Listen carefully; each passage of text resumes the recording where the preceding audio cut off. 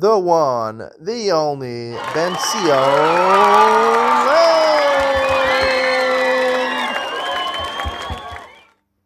Morning and welcome to Yeshiva YouTube, Ideally Speaking, as we continue with the second part of chapter 11 of this book, 10 Really Dumb Mistakes that Very Smart Couples Make.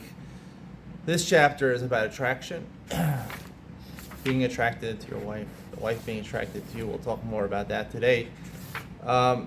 He starts off here with a story. The household champ, David and Yocheved, have been married for 2 years. They're invited to a wedding called for 7:30. It's about an hour's drive to the hall, so they decide to leave the house at 6:30. David comes home early, freshens up, and by 6:20 he's ready to go. Yocheved is still busy getting ready. He sits down on the couch and waits patiently. 10 minutes pass, 20 minutes pass. Yocheved, dear, I don't want to rush you, but it's 6:40. I know, I just need a little more time. No problem, he says to himself. Shalom Bayis comes first. He takes out a sefer to learn. Another 10 minutes pass, another, he's getting a little anxious, and hey, marriage comes first. By now it's 7:15. He already chazed the entire daf twice. Soon it's 7:30. He's getting hot under the collar. Finally, a full hour and a half late, she's ready. He's all but bursting inside, but he bites his tongue and repeats to himself, Shalom Bayis comes first. It comes before the smorgasbord. Why do you think he wants to get to the wedding on time? The America, the smorgasbord. You gotta love the smorgasbord. All he says is, okay, dear, let's go. They walk to the car and he feels like a hero. He held his tongue. He is a hero for holding his tongue, the author says. But he also missed a huge opportunity. His wife just spent 2 hours making herself look beautiful. It's obviously very important there. A wise husband would say, wow, you look great. I love that dress. Maybe you should wear 2 dresses next time. We can leave at 9 o'clock. You look fantastic. He forgot that woman needs to feel beautiful. Instead, he did what we always do. He viewed the situation from his own perspective. What's taking her so long? How long does it take to get ready? And besides, who cares what you wear? And it's true for a man, but a woman needs to feel attracted. She craves it. It's part of her essence. Just as a woman needs reassurance of their husband's love, they need reassurance about the way they look. Don't ever believe one who says it's not important. The beauty industry is estimated at $500 billion per year. That's $500 billion spent on beauty products. It's very important. An astute husband will notice and compliment his wife on how she looks. When he says, what a great dress, you look wonderful, it helps her, it helps him, and it helps their marriage. Okay. I feel bad for the author that he understands marriage like this. If you want to leave at 6:30, be a man. You better tell your wife to be ready at 6:30. And if she's not ready this time, better next time, she better learn to be ready on time.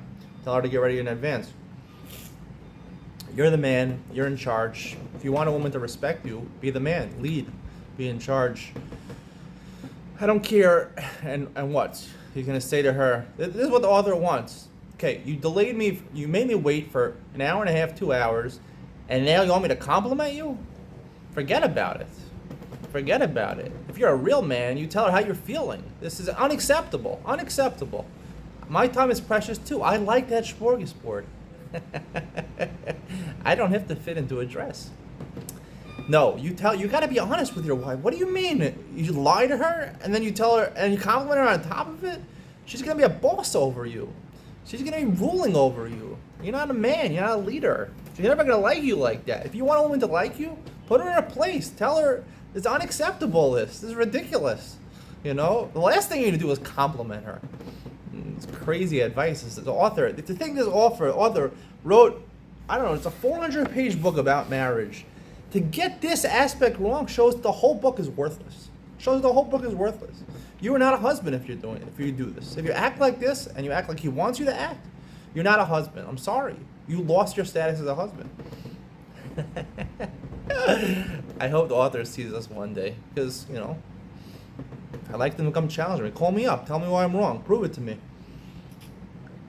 I like having arguments, having discussion. But he's not done, the author, in this chapter. Now, I haven't said, the author has said some good stuff in this book. A lot of argued in it. A lot of the content I've argued on.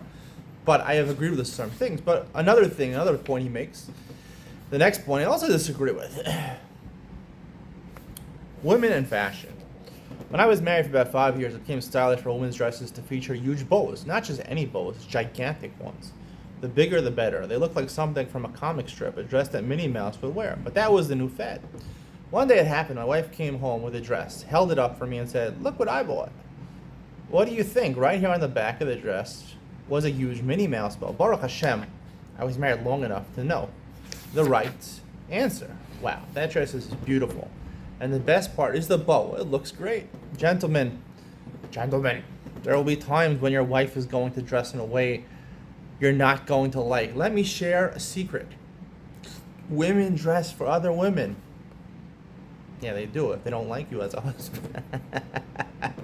If they love you as a husband, they dress only for you. They only care to be charming and beautiful in your eyes. When she comes to a wedding, all her friends say, I love your dress. Where'd you get it from? You look amazing. Not once in 30 years does a man come over to me, Rabbi Schaefer, I love your tie, a great suit. Because obviously he doesn't dress well. Where did you get it? It's not part of a vernacular. But women take great pride in the way they look, and they want admiration and approval from other women who know what really looks good. Oh yeah, real women really know what looks good. No. Women, just like a man can't tell if he looks good, an average man doesn't know how to dress. An average woman does not know how to dress, because dressing well for a man is being attractive to a woman. Dressing well for a woman is being attractive to a man. And you need the other's input, because you can't tell, a woman can't see what a man sees, and a man can't see what a woman sees. So it's a learned experience. Fashion is a learned experience. Check it out. I have fashion tips every week. I put out 1 or 2 new fashion tips. I'm up to number 7 or 8. And check it out. I learned these things the hard way. I didn't know how to dress, just like 98% of men. I didn't know how to dress, but I learned. And it's a very important thing to learn, not just to impress women, but to be confident yourself. When you dress well, you are confident and you are a better man. So, he continues, they assume that when you look so great, of course their husband will like what they're wearing. Sometimes it's true and sometimes it's not. The bottom line is, gentlemen, you're not going to change her. It's wise to learn to appreciate her taste in fashion. A wise woman tries to dress for her husband, and a wiser husband pays attention to his wife's style, whether it's his taste or not, and lets her know he appreciates the way she looks. Okay, so my comment on this, obviously, is no. If your wife is wearing something, if she brings home a nice dress, not a nice dress, she brings home a dress from the store, she paid $500 for it. Now, it's a very delicate situation, because the wife obviously thinks you're going to like it, and she wants, if she's dressing for other women, I don't think she really cares what your opinion is. She'll keep the dress. Like this husband, like Monsignor Schaefer, his wife is obviously not dressing for him. She's dressing to impress other women. He admits that, because I don't know why. I guess his wife doesn't like him. Even after 5 years of marriage. And that's why he doesn't say anything, because she's not dressing for him, she's dressing for other women. It's kind of a smart thing. Well, why ruin it? You know, she wants to be happy with other women. That's what she's going to impress, other women. A woman who really wants love from her husband and desires love from her husband and likes her husband, she's going to want to dress only for her husband, right? But it's a delicate situation. You don't want to tell her. She just spent money, she spent time, effort that she thinks is nice. You don't want to say it right away, but you don't want her to wear something that's not attractive to you. For a man yourself, forget about the woman's feelings over here. A man should want his wife to be attractive to him, and part of attraction is the way she dresses. So if she's wearing a dress that you think looks awful, you have to convey that. Just like if she's cooking food that you hate, right? You don't open your mouth when she puts it on the table and you take the first bite. How is it? It's good, it's okay. You don't say okay, you say it's pretty good, yeah? But then later on, next time she's thinking of cooking it, or next couple of days after, she forgets about it partially, you got to tell her, listen, I would like a different food. It's not my type of taste. You're a good cook, but it's not like, there's ways of doing this. You can be a politician a little bit with your wife also. You don't want to say outright, they'll be hurt. Their feelings will be hurt. You're not a good cook. They'll take it very personally. But your needs are important. Just when it comes to food, your needs are important when it comes to attraction, which is what this chapter is about. If a woman's wearing clothes that make her look ugly with a big fat bow in the back of it, you better tell her. You convey it to her. And make sure she returns and buys a dress that looks nice. Or tell her she can have both. Tell it. And usually the woman, after a while, will want to ask the husband what he thinks. Maybe say, it just looks really nice on you, but I prefer something else. I prefer a different type of color, or a different type of style.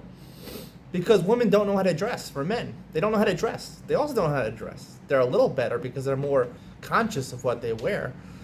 But they also don't understand what a man's taste is. They don't fully understand what a man's taste is. It takes time to learn. Women are more into learning about this. They're more into learning, but they don't completely grasp it. And as a man, you have to tell her what you like. First of all, because you want to be attracted to your wife.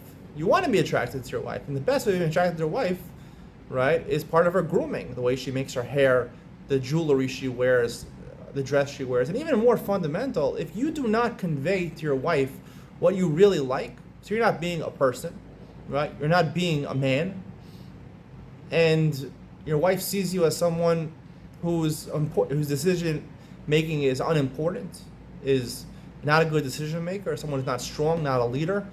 And if she views you as that you don't have, the worst thing is not have an opinion about it. If you don't have an opinion, it's better to have a wrong opinion than not have an opinion. If you don't have an opinion, you're not a man. You're not making decisions. You're not leading.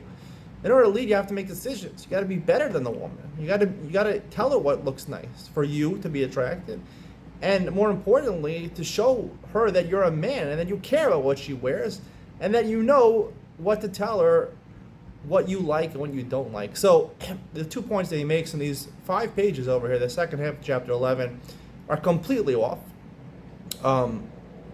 And that's all I have to say. Chapter's over. My words are over. We'll see you next week in chapter 12.